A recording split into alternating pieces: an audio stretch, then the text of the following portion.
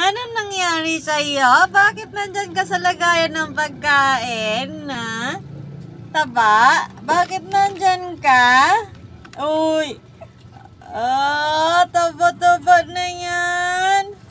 Ito yung tuta namin na ano po sila, yung kulang sa buwan.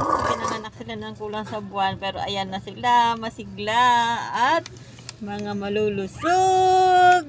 Makukulit yan.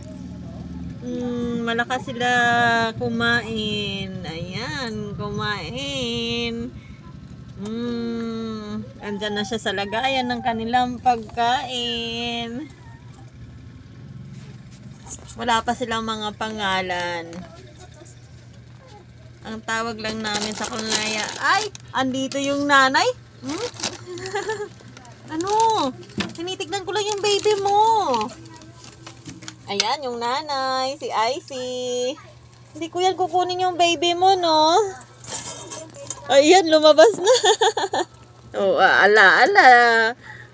Ayan na. Nagkakagulo na. Ayun, yung isa. Ayan, yung isang kuta. Ano, pakainin mo yan. Ayan, oh. Dalawa sila, pero ang lalaki nila, oh. Ang lalaki nila. Oh, kulang yan sa buwan, pero nabuhay sila. Ayan, akala namin, hindi sila mabubuhay. Kasi yung dalawa, wala na, pagkapanganak. Ayan na yung mami mo. Oo. Alanganin ang pagkapanganak ni Fiona. Ay, ni Icy. Si Icy. Ito, makulit kasi, nasa gasaan. Palagi nasa kalsada. Oo.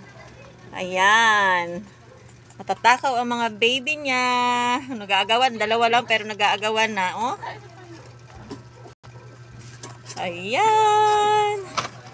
Thank you for watching po.